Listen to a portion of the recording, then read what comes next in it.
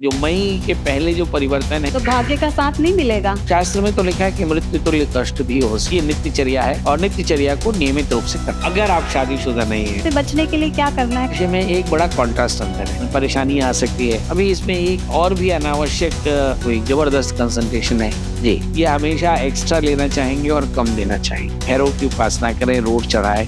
ये जो राशि है वो विश्व गुरु की है। इस राशि वाले जातकों को बहुत सावधान रहना चाहिए। लग्न में ही बृहस्पति बैठे, साल की शुरुआत में दुर्घटनाएं भी हो सकती है। 18 मई तक, उम्र 50 भी है तो हाँ।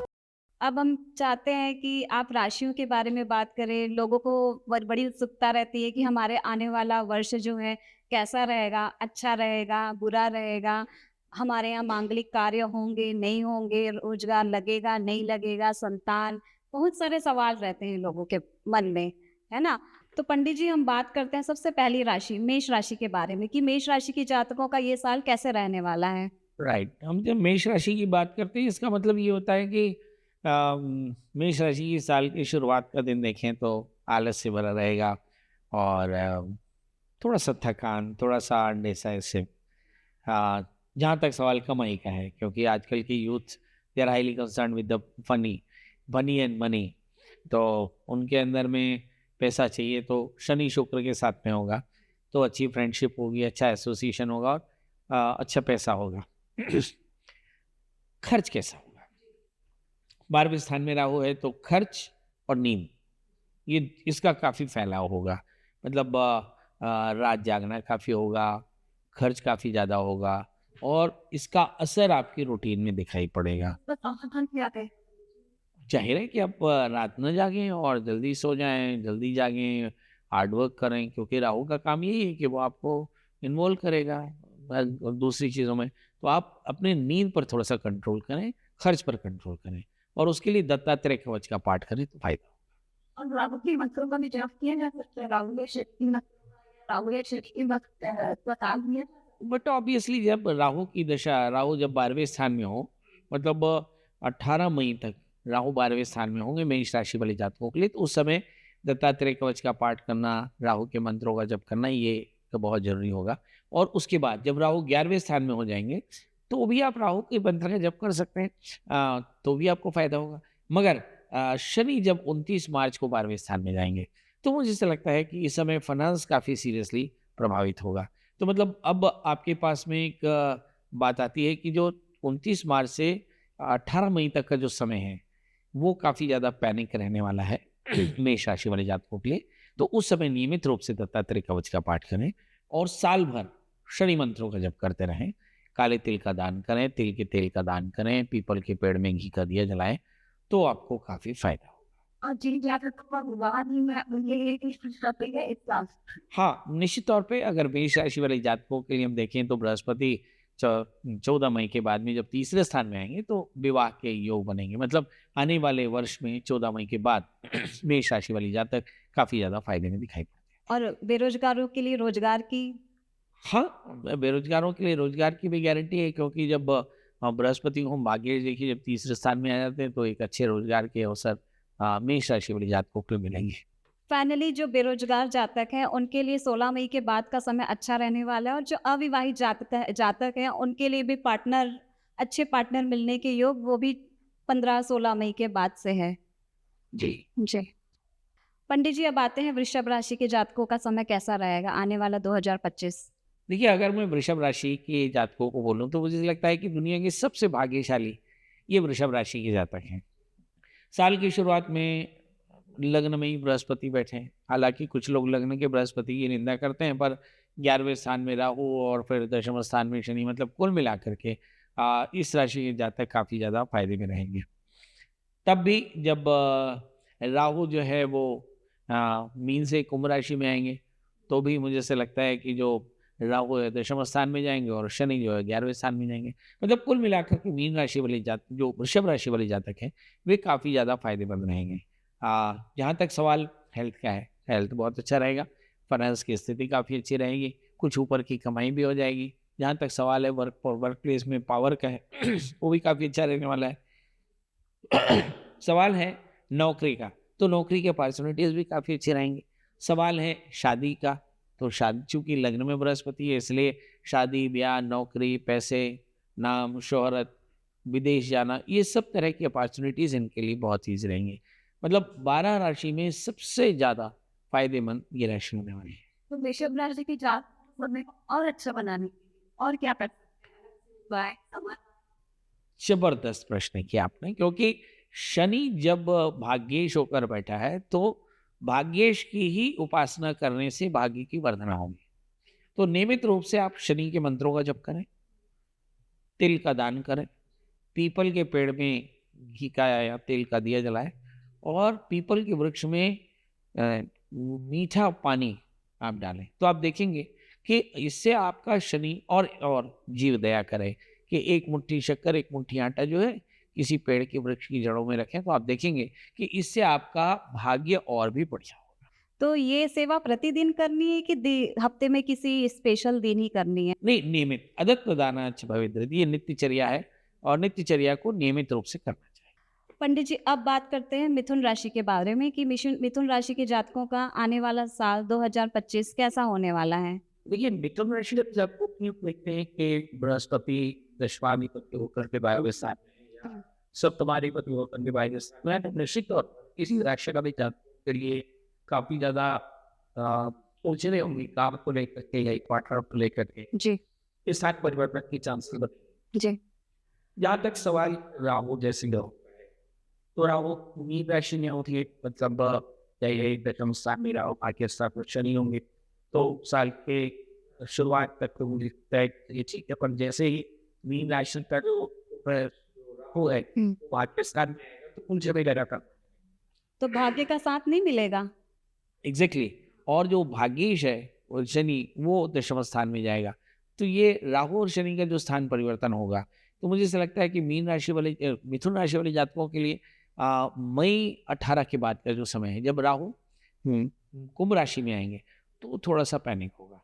हालांकि अपॉर्चुनिटीज होंगी, मगर हर काम में उलझने दिखाई पड़ती हैं। और यदि हम मई में बृहस्पति के गोचर को देखें, तो एक अच्छी खबर ये होगी कि बृहस्पति वृषभ राशि से मिथुन राशि में जाएंगे, तो एक अच्छी खबर रहेगी कि मिथुन राशि वाले जातकों के लिए मई 14 के बाद काम को लेकर के परिस्थितियां अच्छी रहेंगी, पावर को लेकर परिस्थितियां अच्छी रहेंगी, मगर जहाँ तक सवाल उलझनों का है, ये मई 18 के बाद में लगातार उलझनें बढ़ती नजर आ रही हैं, और इसके लिए इन्हें सावधान रहने की जरूरत पड़ेगी। जब भाग्य स्थान में राहु होता है, तो हालांकि इस दशमाधिपति सभी अच्छे स्थिति में होंगे। मार्च के बाद में शनि जो भाग्येश होकर दशम स्थान में होंगे, और मई के बाद में दशमाधिपति बृहस्पति लग्न में होंगे। मतलब ऐसे दिखने में ठीक है, मगर चूंकि भाग्य स्थान में राहु है, इसलिए हर काम में उलझन दिखाई पड़ेगी। आपने परिवर्तन की बात की, तो ये परिवर्तन कैसा रहेगा? अच्छा होगा या बुरा होगा? हाँ, जाहिर है कि जो मई के पहले जो परिवर्तन है, वो मई के बाद में काफ़ी प्रॉस्पर होंगे। तो ऐसा कहा जा सकता है कि मई के पहले का जो जीवन है थोड़ा संघर्ष में रहेगा, मई के बाद का जीवन मिला-जुला रहेगा। क्योंकि मई में ही राहु का भी परिवर्तन हो रहा है, मई में ही गुरु का परिवर्तन हो रहा है। 14 मई को गुरु बदलेंगे, 18 मई को राहु, तो मिला-जुला सा रहेगा।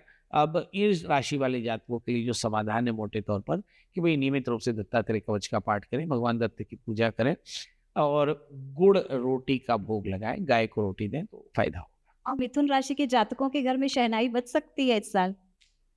अगर आप शादीशुदा नहीं हैं और अगर आपकी उम्र 50 भी है, तो हाँ, मतलब 12 साल में ये मौका आता है कि बच्चे के सिर पे सेहरा बन सकता है। तो ऐसा कह सकते हैं कि हाँ, यदि आपकी उम्र 50 भी है और अगर आप अविवाहित हैं, तो आप मान सकते हैं कि आपकी शादी हो सकती तो मिथुन राशि के जातकों का जीवन इस साल मिला-जुला रहेगा। है। जी। पंडित जी, अब बात करते हैं कर्क राशि के बारे में कि इस साल कर्क राशि के जातकों का साल कैसा बीतने वाला है? देखिए, कर्क राशि वाली जातकों के लिए हम देखें तो इस राशि का स्वामी चंद्रमा होता है, और साल की शुरुआत में ही राहु भाग्य स्थान में है, शनि अष्टम स्थान में है। मतलब 12 राशियों में अगर सबसे अच्छी राशि वृषभ है, तो बहुत उलझन भरी राशि कर्क है। और बहुत इमोशनल राशि भी कर्क है पंडित जी। इसके स्वामी चंद्रमा होते हैं, तो मैं बिल्कुल नहीं कहूँगा कि ये साल उनके लिए अच्छा रहेगा, क्योंकि जब शनि कुंभ राशि में है, तो भी ये परेशान है, मतलब 29 मार्च के पहले भी ये परेशान है, रिश्तों को लेकर परेशानी रहेगी। वैसे कर्क राशि वाले जातकों को भगवान ने ऐसा कर्क लग्न कर्क राशि में कि इनको रिश्ते बहुत अच्छे मिलते नहीं। फिर चाहे भगवान राम हो, चाहे आप हो, चाहे मैं हूँ, जिनकी भी राशि कर्क है, तो निश्चित तौर पर उनके रिलेशन को लेकर के थोड़ी-सी परेशानी रहती है ना? अब कर्क राशि है, अब शनि 8वें स्थान में है, तो फिर सोने पे सुहागा है, सप्तम से अष्टम स्थान में, हेल्थ को लेकर के थोड़ी परेशानी, हेल्थ में कमर को लेकर के थोड़ा-सा दर्द होना, साइटिका जैसी परेशानी होना, बेवजह की वादों में उलझा रहना, या फिर जब शनि भाग्य स्थान में चले जाएँगे, तो ऐसा लगता है कि भई साथ तो मिलेगा। पंडित जी, आपने हेल्थ की बात कही, तो हेल्थ को कैसे सुधारा जा सकता है? जो जाहिर है कि सप्तमी शनि अष्टम स्थान में है, तो 28 मार्च तक आपको शनिश्चर मंत्र का जप करना, महामृत्युंजय का जप करना, काले तिल का दान करना चाहिए।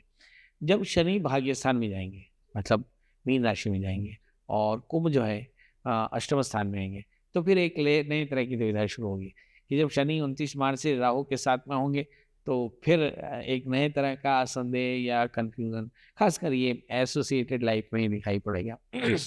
तो दिखता है कि शनि अच्छा हो गया, पर शनि राहु के साथ हो गया, तो फिर एक नए तरह की परेशानी, एक नए तरह का कॉन्फ्लिक्ट दिखाई पड़ सकता है। और फिर जब राहु अष्टम स्थान में होंगे, तो फिर अनावश्यक विवाद होगा। मतलब मुझे ऐसा लगता है कि कर्क राशि वाले जातकों के लिए अच्छी बात इस साल में बिल्कुल नहीं है। तो ये अनावश्यक एक विवाद से बचने के लिए क्या करना है कर्क राशि के जातकों को? अभी इसमें एक और भी अनावश्यक परेशानी आ सकती है कि जो बृहस्पति है वो 12वें स्थान में जाएगा। जो बृहस्पति 11वें भाग्येश होकर बैठा है, वो मई में 12वें चला जाएगा। तो मतलब परिस्थितियाँ जो हैं कर्क राशि वाले जातकों के लिए लगातार काफ़ी ज़्यादा पैनिक हो सकती हैं, और इस राशि वाले जातकों के लिए सबसे पहले चूँकि बृहस्पति 12वें जाएगा, तो 14 मई के बाद में बृहस्पति के मंत्र का जप करना। चूँकि शनि पहले ही जनवरी से ही परेशान है, तो 29 मार्च तक शनिश्चर मंत्र का जप करना, और भाग्य स्थान में राहु है, तो नियमित रूप से दत्तात्रेय कवच का पाठ करना।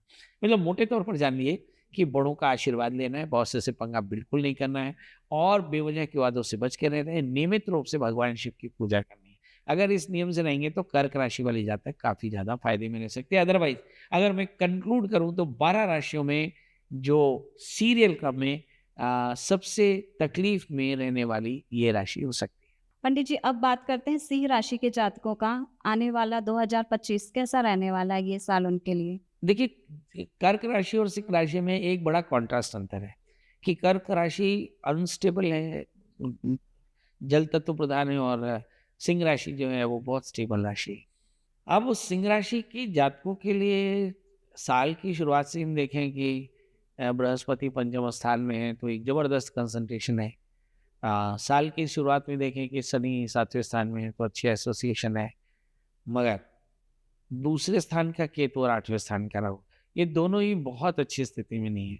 मतलब 8वें स्थान का राहु जो है वो अपनों से पिछड़ा देता है आपको, पेट की तकलीफ दे सकता है, बेवजह अनावश्यक विवाद दे सकता है, आकस्मिक हानियाँ दे सकता है। यानी अनेक तरह की दुर्घटनाएँ जो भी हो सकती उलझनें, है? दुर्घटनाएँ भी हो सकती हैं। शास्त्र में तो लिखा है कि मृत्यु तुल्य कष्ट भी हो सकता है। मतलब हमें इससे बिल्कुल भी गाफिल नहीं रहना चाहिए कि सिंह राशि वाले जातकों के लिए हेल्थ के इश्यूज नहीं आ सकते, आ सकते हैं, निश्चित तौर पे आ सकते हैं। तो ये तो बात हुई जब सिंह राशि वाले जातकों के लिए 29 मार्च तक, 29 मार्च को शनि मीन राशि में जाएंगे, तो यही शनि मार्केश हो जाएंगे। तब कमर का दर्द, रिश्तों में परेशानी, उलझने, कन्फ्यूज़न, डिस्प्यूट्स, दोस्तों में, पार्टनर्स के साथ में, रिश्तों में, कलीग्स में बहुत तरह की कॉन्स्पिरेसीज़ हो सकती हैं। मतलब अगर हम 29 मार्च के बाद का समय देखें, तो शनि, राहु बहुत अच्छा नहीं। तो 29 मार्च से लेकर 18 मई तक का समय जो है, राहु और शनि का योग एक साथ रहेगा। और बाय द वे, शनि और राहु एक साथ अष्टम स्थान में होंगे, तो ये काफ़ी ज़्यादा पैनिक हो सकते हैं। तो इस समय तो इनका दत्तात्रेय समाधान क्या कर सकते हैं पंडित जी? जी, इस समय दत्तात्रेय कवच का पाठ करना, और विवादों से दूर रहना, नियमित रूप से शनिवार को मंदिर जाना, शनिश्चर मंदिर जाना, जीव दया करना। मुझे ऐसा लगता है कि जब कभी भी कोई ग्रह असर करता है, तो उसका जो सबसे बड़ा असर होता है, वो उसका चारित्रिक होता है। मतलब कहीं न कहीं आपसे बड़ी गलतियाँ होंगी, जिसके चलते आप विवाद में फँसेंगे। तो यदि आप ये गलतियाँ नहीं करते, तो आप विवाद में नहीं फँसेंगे। मतलब अनावश्यक विवादों से बच कर रहें। खासकर स्त्रियों से संबंधित, बच्चों से संबंधित, बालकों से संबंधित, गरीब और वंचितों से संबंधित, सूक्ष्म जीवों से संबंधित अपराध से बचें, क्योंकि शनि इन्हीं के बीच में रहता है, और अगर इनको आपने परेशान किया, तो आप परेशान हो सकते हैं। तो शनि के मंत्र का भी जाप किया जा सकता है? हाँ, शनि के मंत्रों का जप करें, इन लोगों की जीव दया करें तो ये आपके लिए अच्छा रहेगा। पंडित जी, अब बात करते हैं कन्या राशि के जातकों के बारे में। देखिए, अगर कन्या राशि की बात करें तो ऐसा लगता है कि जैसे कन्या राशि वाले जातकों के लिए जो 3 स्टेजेस हैं, जैसे मैंने कहा कि शनि जब कुंभ राशि में है तो ऐसा लगता है कि ऋण कभी लगातार बढ़ रहा है।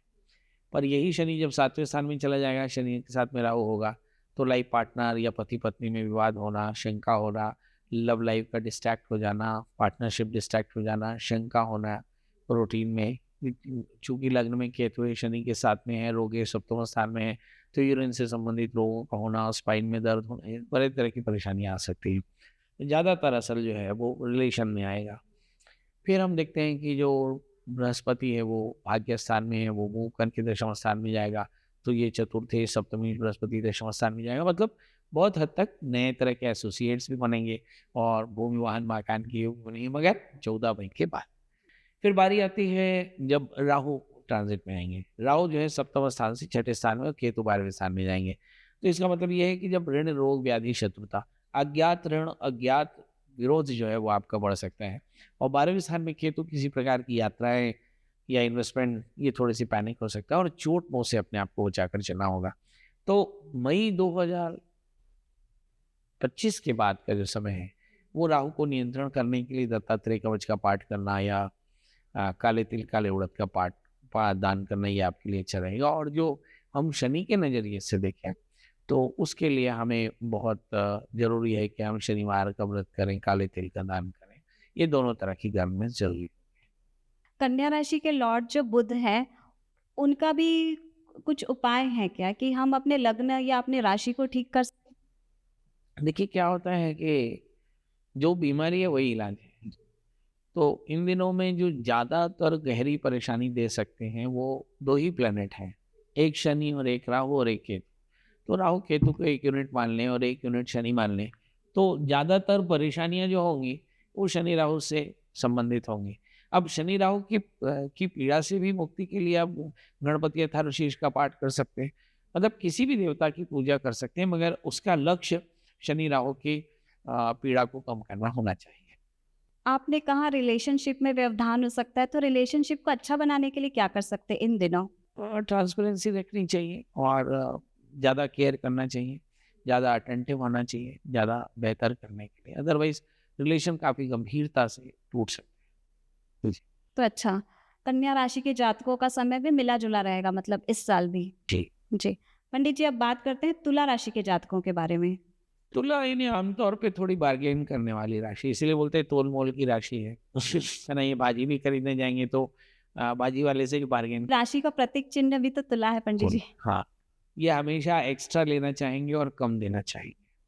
है ना? हाँ, तो आमतौर पे तुला राशि वाले जातक थोड़े से ऐसा लगता है कि अपने आप को सेल्फिश प्रूव कर देते हैं। जैसे हाँ, जब वो बात करते हैं तो ऐसा लगता है कि उन्हें हर जगह में बेनिफिट चाहिए।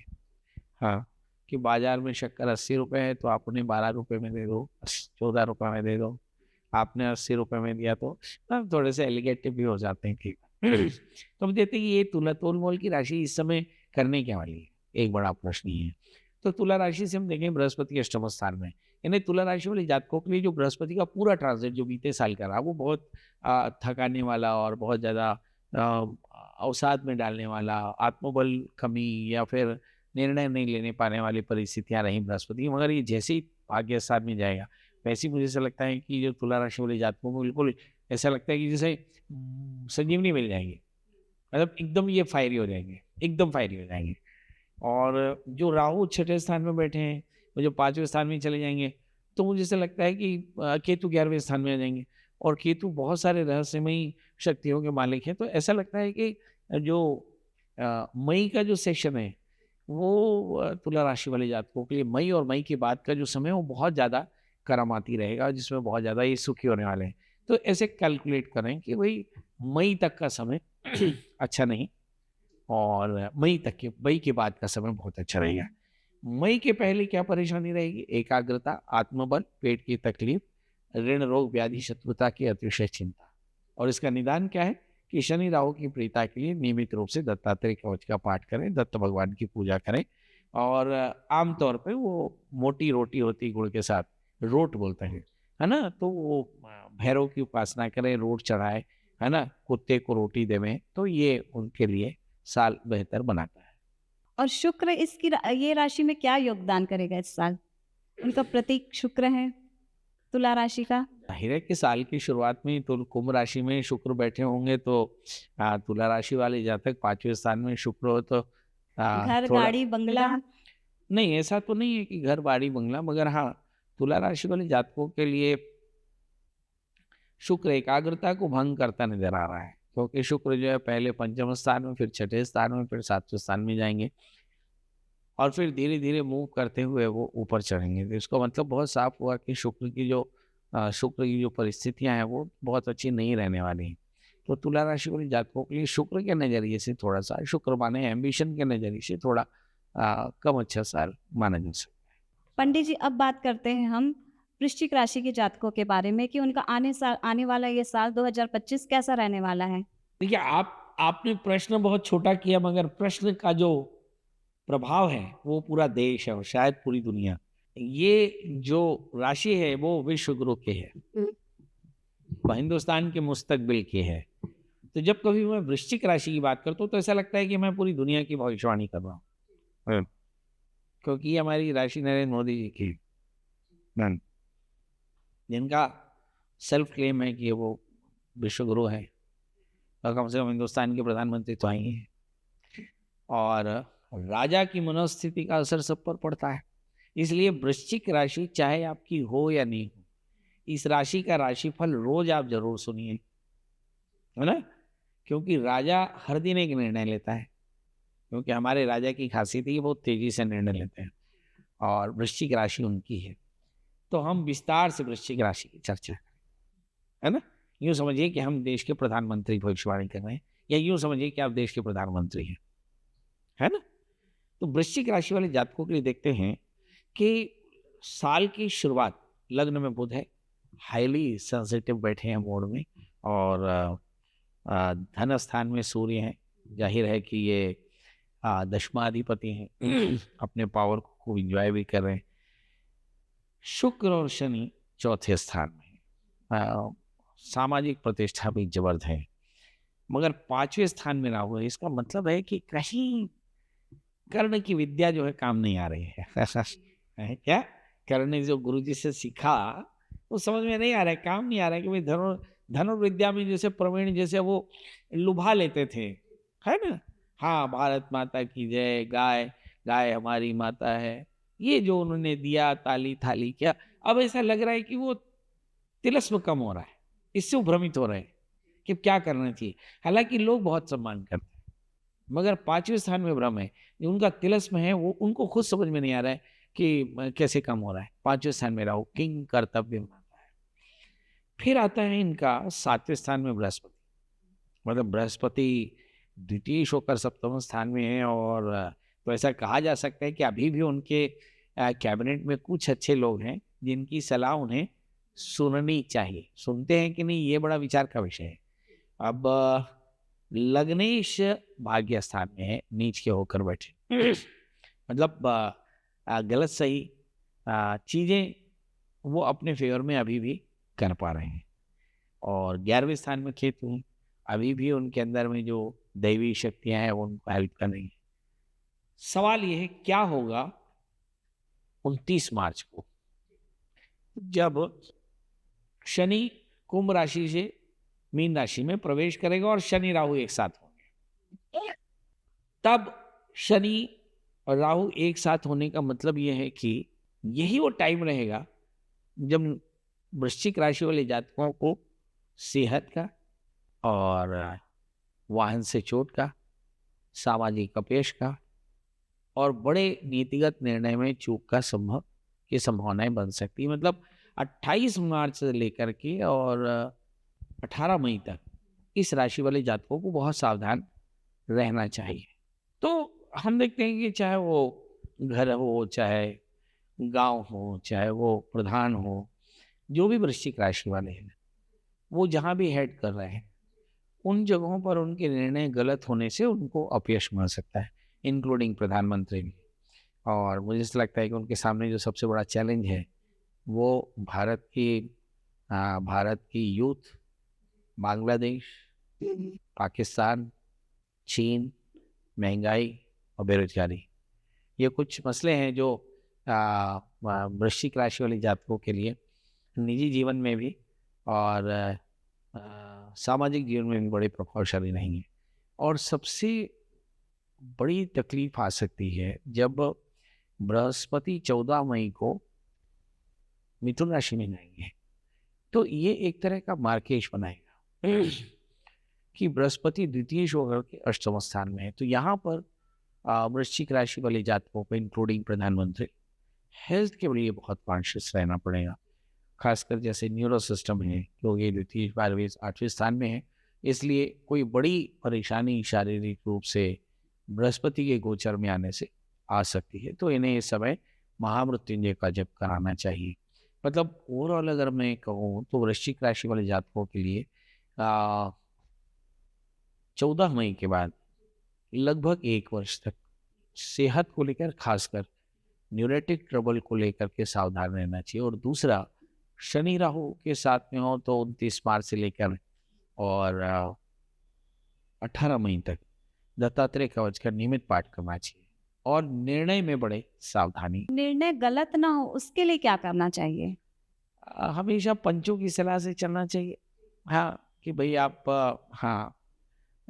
कई बार मोदी जी के ऊपर में हमें कभी-कभी लगता है हम जो निर्णय दे रहे हैं वो सही है, लेकिन सामने वाले की दृष्टि से वो सही नहीं होता है। तो ऐसे सिचुएशन में क्या करना चाहिए? देखिए, सत्ता का प्रमुख जो भी होता है, वह यदि प्रमुख है तो वो निर्णय लेगा ही। और घर के मुखिया के लिए? हाँ, घर के मुखिया की बात कर रहा हूँ मैं, घर के मुखिया की। अब हर बार प्रधानमंत्री सोचते हैं, गलत बात है। मैं बोल रहा हूँ घर के मुखिया के तौर पर ही, जो सत्ता में है, जो घर का बड़ा है, वो निर्णय लेता है। बहुत कम ऐसा होता है कि वो निर्णय लेते समय बाकी लोगों से चर्चा करें। और ज़्यादातर मामलों में ये अच्छा और कुछ मामलों में ये बहुत बुरा हो जाता है। तो ये किसी गृहस्थाश्रमी के लिए भी है और ये नरेंद्र मोदी जी के लिए भी है कि इस समय निर्णय बड़ी सावधानी से लें, क्योंकि सामाजिक अपयश, हेल्थ की प्रॉब्लम और परेशानियां, ये मुझे एकदम आसपास दिख रही हैं। इस समय सावधान रहना चाहिए, जितने भी वृश्चिक राशि वाले जातक हैं उनको भी। और समय को अच्छा रखने के लिए किसी प्रकार का मंत्र जाप या दान वगैरह भी कर किया जा सकता है? मुझे ऐसा लगता है कि वृश्चिक राशि वाले जातकों को एग्जैक्टली अपने हेल्थ को लेकर के महामृत्युंजय का जप याद से कराना चाहिए और दत्तात्रेय कवच का पाठ करना चाहिए। पंडित जी, अब बात करते हैं धनु राशि के जातकों के बारे में कि उनका आने वाला समय कैसा रहने वाला है। धनु यानी सेजिटेरियस, इसके स्वामी बृहस्पति हैं और बृहस्पति इस समय लग्नेश चतुर्थेश होकर के छठे स्थान में, मतलब आ, पेट की तकलीफ या हार्मोन्स की रेगुलरिटी, इस तरह की चीज़ें लगातार हमको दिख रही हैं।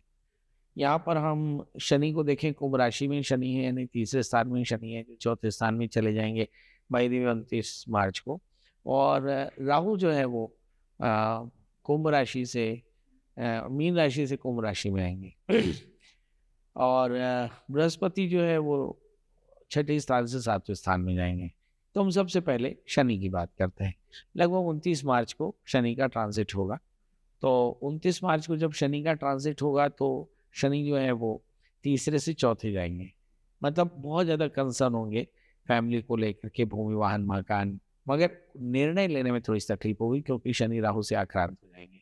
बच्चों को भी पढ़ने में, एकाग्रता में थोड़ी सी तकलीफ आएगी। तो मतलब इस राशि वाले जातकों के लिए 2 संभावनाएं बन सकती हैं कि शनि के ट्रांजिट के बाद शनि जब राहु से आक्रांत होगा तो निर्णय लेने में परेशानी, पेट की तकलीफ या पारिवारिक उलझनें ज़्यादा हो सकती हैं।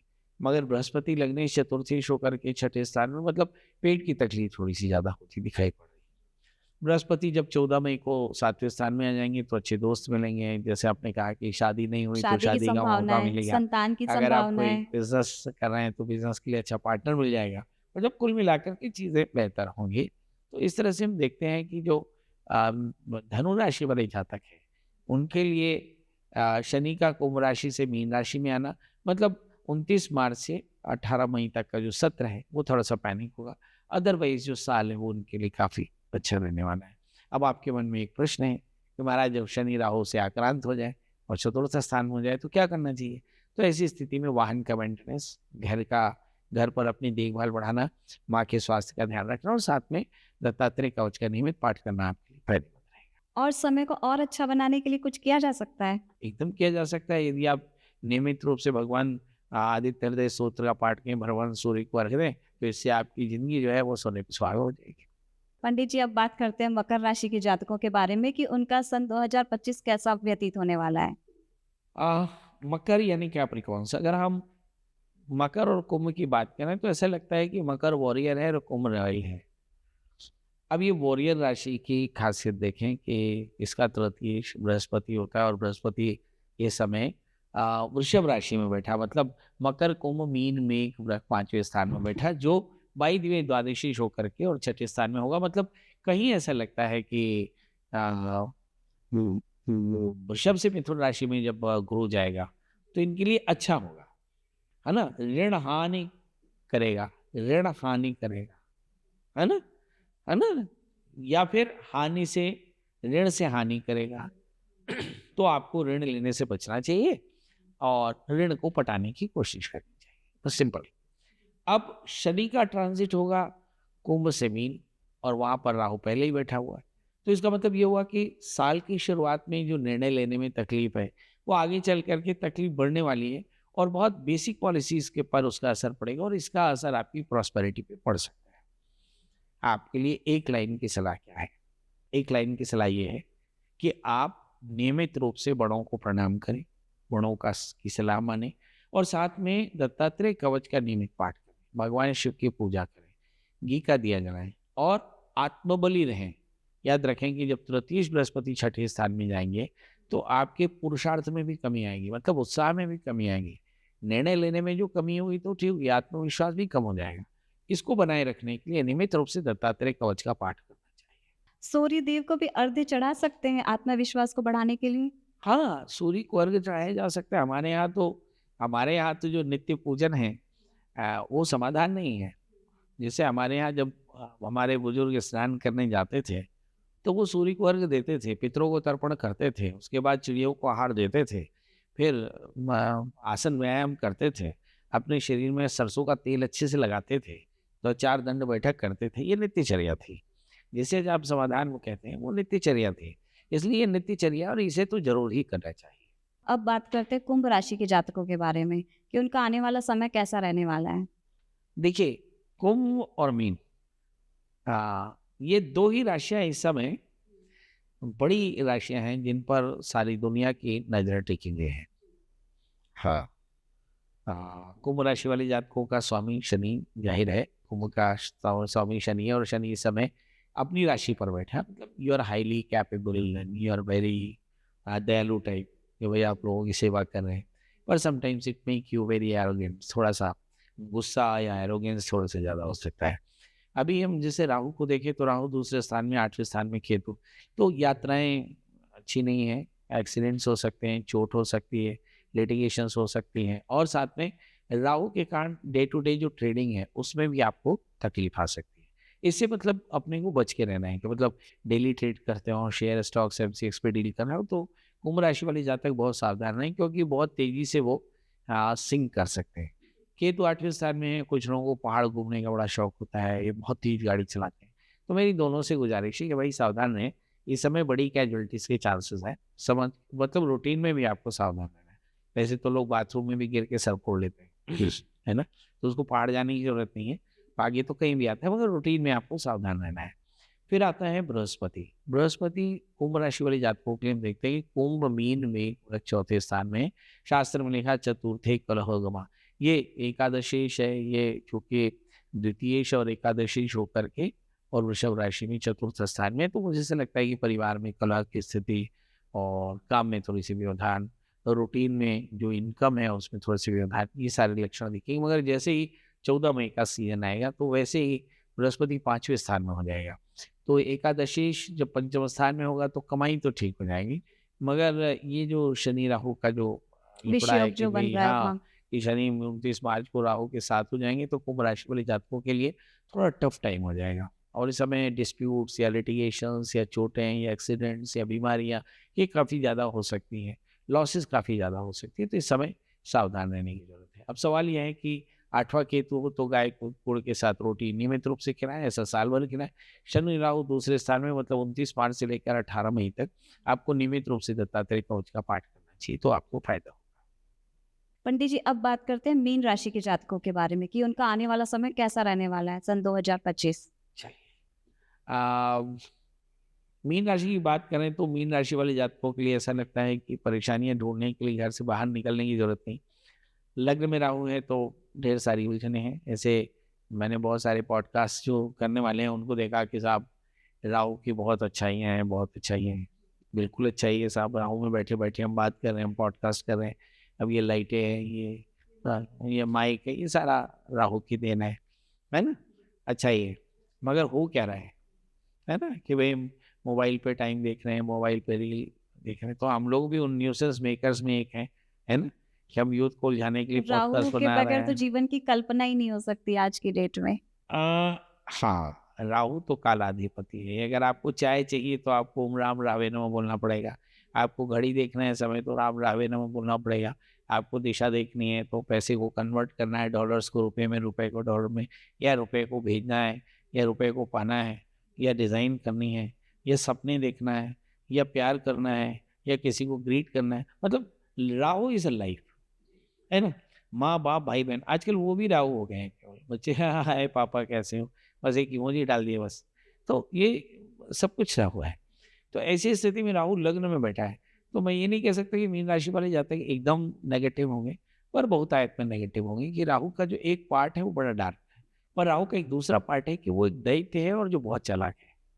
तो जो लोग बहुत चालाक होंगे और जो राहु के फंदे से बच पाएंगे वो तो फायदे में रहेंगे। पर जो राहु किस टाइप की चालाकी करवाते हैं? एक कहानी है कि एक राक्षस था। जब समुद्र मंथन हुआ तो वो राक्षस समझ रहा था कि कुछ गड़बड़ है। तो वो जब शराब असुरों को पिला दी गई, असुर माने जिन पे शराब उपलब्ध नहीं थी, असुर माने जिन्हें शराब मिलती थी। शराब को उस समय सोम रस कहते थे और सुरा कहते थे। तो सुरा जिन्हें उपलब्ध थी वे सुर, और जिन्हें सुरा उपलब्ध नहीं थे वे असुर। तो असुर वर्क वेरी क्रेजी कि यार क्या चीज है, तो उनको उन्होंने पिला दी शराब। मगर राहु ने शराब नहीं पी, वो दूसरी लाइन में बैठ गया, रूप बदल करके हैंडसम सा देवताओं के बीच में, कहा सूर्य और चंद्रमा के बीच में। और मोहनी ने ध्यान दिया नहीं, और अमृत पिला दिया। अब सूर्य और चंद्रमा ने इशारा किया प्रभु गड़बड़ हो गई, तो भगवान ने निकाला चक्र काट दिया, सर बना राहु और केतु बना धड़। तो इतना चालाक है राहु कि इसलिए वो ये भीड़ सूर्य और से चंद्रमा बाहर को जा ग्रहण भी करके, लगाते हैं। हाँ, तो वो भीड़ से जा करके बाहर, और उसने न केवल अपने आप को अमर किया, अपने राक्षस वंश को बचाया, बल्कि उसने अंधेरे को कायम रखा। आज भी हम इस समय बात कर रहे हैं राहु है कालाधिपति, इसका मतलब राहु नाम के राक्षस का समय चल रहा है, और आप सब राहु के प्रजा हो, जी। है ना? राहु कहेगा सोते रहो तो आप सोते रहेंगे, मत उठो तो नहीं उठेंगे, नशे में रहो तो नशे में रहेंगे। मतलब राहु कालाधिपति है। इतना चालाक है राहु कि एक राक्षस वंश ने कभी जो सोचा होगा कि वो राज करना चाहते हैं, तो अब राज कर रहे हैं। इसका मतलब ये है कि हम एक राक्षस के राज में जी रहे हैं, एक चालाकी के राज्य में जी रहे हैं। अब परिणाम यही देखिए कि जितने विद्वान संत टाइप के हैं वो डिप्रेशन में हैं, उनके यहाँ कोई आता ही नहीं। और जितने राहु से इक्विप्ड हैं, चाहे वो बाबा हो, है ना, चाहे एलन मस्क हो, चाहे बिल गेट्स हो, चाहे जकरबर्ग हो, या वो जो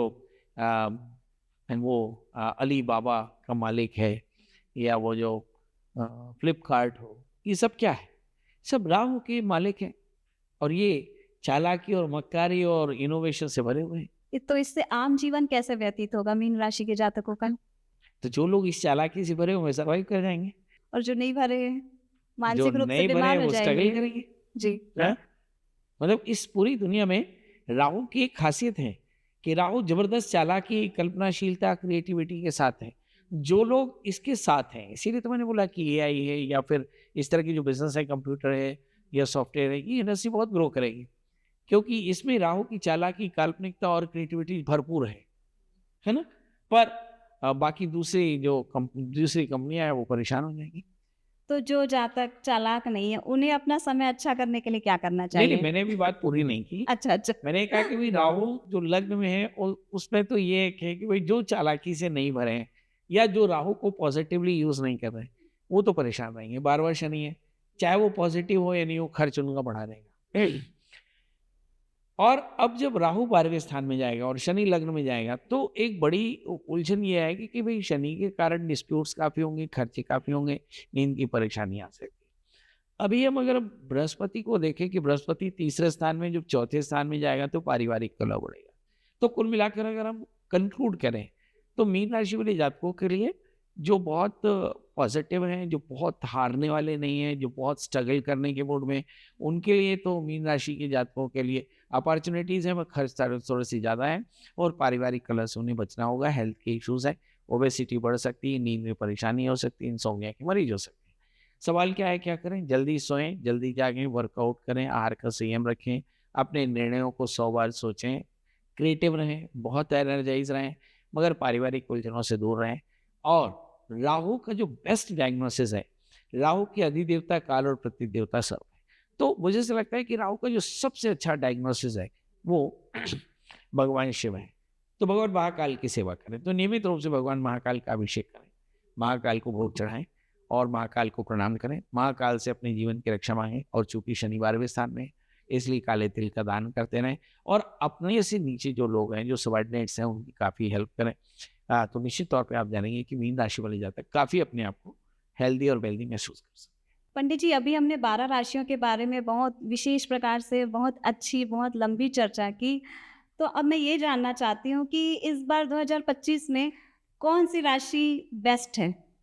वैसे मेरे बेस्ट गेनर है। बेस्ट गेनर है, हाँ। हाँ, हुँ, तो देखिए सबसे पहले हमने बात की हुँ। वृषभ राशि की। जी, वृषभ राशि वाले जातक सबसे बेस्ट गेनर रहेंगे। जी।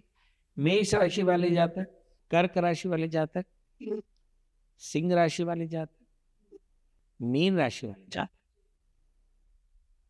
ये बहुत परेशान रहेंगे और बकाया राशि मध्यम लाभ में रहेंगी। और पंडित जी, आपने दान करने का उपाय बताया, तो हमारे दर्शक जानना चाहेंगे कि दान आपने काला उड़द, काले तिल का दान बताया, तो ये कितना और कैसे और किसको करना चाहिए? वाह! सुपात्रेण दीयते दानम, सुपात्र को दें। सुपात्र क्या है? जो भूखा है उसे अन्न दें, जो नंगा हो उसे कपड़ा दें, जो बीमार हो उसे जब दवा दें। तो सुपात्रेण दीयते दानम, एक सुपात्र को दान करें। दूसरा कितना दान करें? क्या आप चाय में शक्कर कितनी लेते हैं? स्वादानुसार। स्वाद। मतलब आप जब किसी को दान करें तो वो दान इतना हो कि लेने वाले को उससे लाभ हो जाए और वो दुआ देने की स्थिति में हो जाए। जैसे आप खाना दे रहे हो तो पेट भर खाना दें, कपड़े दे रहे हो तो कपड़े पूरे दें। तो इस तरह से कि जो उचित हो, योग्य हो और पूरा हो। हाँ, कई बार क्या होता है मरी बच्ची या बवने के नाम के लोग थोड़ी छोटी धोती दे देते हैं जो पहनने की भी काम नहीं आती, ओढ़ने की भी काम नहीं आती। लोग वो टूस का कपड़ा दे देते हैं जो न पहनने के काम आता है, न निचोड़ने के काम आता है। तो ऐसे वस्तुओं के दान से परहेज करें। उच्च कोटि की वस्तुएँ हों, इस्तेमाल की वस्तुएँ हों और इस्तेमाल करी जा सके ऐसी परिस्थितियाँ हों और उसका इस्तेमाल करने वाला बंदा हो। अब एक प्रश्न आता है कि कब करना चाहिए? तो यदैव जयते श्रद्धा पात्रम संप्राप्यते यदा। अभी इन दिनों में एक नई सी बवाल चली है, ये दान करोगे तो ये हो जाएगा, ये दान करो, कुछ नहीं होगा। उदत्त दानाच्च भवेत् दरिद्रे, दरिद्र भावात् करोति पापम। ये आप दान नहीं करते हैं इसी के लिए दरिद्री होते हैं, दरिद्री होने के कारण पाप करते हैं, पाप प्रभावात् नरकम यान्ति। और इसी पाप के कारण नरक में जाते हैं, पुनः दरिद्री पुनरेव पापी। इसलिए बार बार दरिद्री और बार बार पापी होते हैं, है ना? यदि आप दान करते हो तो आपके लिए जो आदर्श है वो राजा बलि होना चाहिए, कि जिसे पता था कि दान मांगने वाला तीनों लोक मांग लेगा, है ना? इसके बाद भी उन्होंने कहा कि यदि नारायण याचक हैं तो मैं दान करूंगा और जित और उसने दान किया। ठीक है? हमारे यहाँ बहुत सारे जो कुछ लाल किताब, नीली किताब, पीली किताब, आजकल तो बहुत सारी किताबें आ गई। तो ये कुछ नए तरह का प्रवाद फँसाते हैं कि भई आपने जूते का दान कर दिया तो ये हो जाएगा। मुझे ऐसा लगता है डरो मत। हुँ, राई बढ़े न रत्ती घटे। किसी के दान से न राई बढ़ती न घटती। आपको हमेशा लाभ ही होता है, इसलिए दान आप खुल के करो। और मैं अपने दर्शकों को एकदम साफ बात बता दूं, जीवन में कभी भी फंसो तो 5 चीजें याद रखना। चाहे आप हिंदू हो, मुस्लिम हो, सिख हो, ईसाई हो। नाम का जाप करना, अपने अपने खुदा, ईश्वर, जीसस, भगवान को याद करके उनका नाम जाप करना, अपने ग्रंथों का स्वाध्याय करना, अच्छे लोगों की संगत में रहना, खूब जम के लोगों की सेवा और दान करना, और अपने शास्त्र के अनुसार यज्ञ करना। यदि आप 5 चीज़ें रखते हैं तो हर साल आपके लिए हैप्पी न्यू ईयर रहेगा। हाँ, मेरी शुभकामना है कि पंडित जी एक और सवाल है। 12 राशियों में कहीं न कहीं राहु और शनि की युति जिसे विष योग कहते हैं, है हाँ, ना? तो उससे मानसिक अवसाद भी बढ़ सकते हैं। नहीं ये एक तरह का पितृदोष है। पितृदोष है, जो राहु है वो एक तरह का राक्षस है और शनि जो है वो पितरों का संकेत है। तो जब कभी भी शनि राहु से आक्रांत होता है तो ये पितृदोष बनाता है, इससे भयानक जनहानि होती है, धन हानि होती है और संतत्यावरोध होता है, अनेक प्रकार की शारीरिक मानसिक बीमारियां होती हैं। तो ये तो एक चिंता का विषय है। और आपने दूसरा प्रश्न क्या किया? पिता से संबंध अच्छे बनाने चाहिए, अच्छे रखने चाहिए होगा पितृदोष में। कैसे? होगा कैसे जब शनि राहु से आक्रांत है? मैंने कोशिश कहा कि करनी चाहिए। हाथ उठा करके हाँ, चिल्ला कर मैं हर नेता, हर राजा, हर बड़े छोटे बड़े प्रमुख को कहता हूं कि आप अपनी प्रजा से संबंध अच्छे रखिए, और प्रजा से कहता हूं कि आप अपने राजा से संबंध बनाए रखिए। याद रखिए, ये जो समय है वो राजा के अस्तित्व का ही संकट देता है। इसका मतलब है कि यदि पिता लिबरल नहीं हुआ और पिता दूरदर्शी नहीं हुआ तो बेटा अपने पिता का मान कम करेगा। अगर राजा ने प्रजा का ध्यान नहीं दिया तो प्रजा राजा का अपमान करेगी। हाँ, ये घर से लेकर के देश और दुनिया के लिए ये बिल्कुल क्लियर कट मैसेज है कि शनि राहु से आक्रांत हो रहे हैं, इसलिए भयानक धन हानि, भयानक जनहानि, भयानक युद्ध, भयानक परेशानी, भयानक जनक्रांति, भयानक प्राकृतिक आपदाओं का समय है। खूब सावधान रहें और भगवान के नाम का संकीर्तन करें। अपने अलावा सबके कल्याण की कामना करें, मतलब अपनी तो सभी कामना करते हैं। और समाज में शांति बनाकर रखें, भय बिल्कुल ना फैलाएं। और मुझे ऐसा लगता है कि द्वेष की वार्ता करने से अच्छा है समाधान की वार्ता करें। पंडित जी एक आखिरी सवाल है। हमने 12 राशियों के बारे में बात की। अब 12 के 12 राशियों को अच्छा बनाने के लिए, सबका समय अच्छा बनाने के लिए कि 2025 सबका बहुत अच्छा जाए, उसके लिए एक आखिरी उपाय बता दीजिए कि सबको क्या करना चाहिए कि उनका आपने एक समय ऐसा अच्छा रहा? प्रश्न कर दिया हुँ। जो गरुड़ पुराण में कभी गरुड़ जी ने भगवान से किया। क्या था गरुड़ पुराण में प्रश्न? कि कृत्वा पापानि मनुजा प्रमादात बुद्धितोऽपि वा नयान्ति यातनायां यकेन उपायेन कृत्यताम्। कि गरुड़ जी ने भगवान से प्रश्न किया, महाराज कि कृत्वा पापानि मनुजाः, ये मनुष्य तो पाप करेगा ही, है ना? प्रमादात बुद्धितोऽपि वा, प्रमाद की बुद्धि के कारण वह पाप तो करेगा ही, है ना? इसके बाद भी उसके बाद भी उसे कष्ट ना हो, इसके लिए क्या करना चाहिए? शास्त्र में लिखा कि फिर संतान का ध्यान रखना चाहिए। हाँ, मतलब गलतियां अगर होती हैं तो उनके प्रायश्चित का ध्यान करना चाहिए। यदि आप गलतियों के बाद प्रायश्चित का ध्यान रखें और गलतियों पर आप गर्व ना करें तो आप बच सकते हैं। दूसरा, ग्रह धातु से बना ग्रह जिसका अर्थ होता है पकड़ लेने वाला। तो ग्रहों का असर है आपके विचारों पर नियंत्रण करना, आपको मानसिक और शारीरिक रूप से प्रभावित करना। यदि आप अपने जीवन में अनुशासित हैं तो ग्रहों का प्रभाव 10% रह जाएगा, और यदि आप ग्रहों के अनुसार बहुत तेजी से प्रभावित होते हैं तो निश्चित तौर पर जानिए कि ग्रहों का असर आप पर 100% होगा। तो यदि आप चाहते हैं कि आपके जीवन में शांति बनी रहे, 12 राशि के जातक, तो अपने जीवन में सबसे पहले दिनचर्या माना रूटीन में समय पर जागे, समय पर सोएं, समय पर अपना काम करें। दूसरा है आहार, आहार का नियंत्रण रखें। तीसरा है विचार, विचार को पवित्र रखें।